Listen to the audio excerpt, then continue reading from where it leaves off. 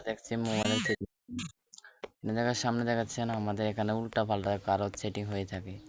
যেমন উল্টা পাল্টা কারো সেটিং হয়ে থাকে, এইভাবে থাকে, এইভাবে থাকে, এইভাবে থাকে, এইভাবে থাকে, এইভাবে থাকে। কি যে ছোট পোলাপানে মোবাইল টিপার পর ক্যামেরাকে অনেক কিছু করে ফেলে, তার জন্য তারা ঠিক করতে পারে না।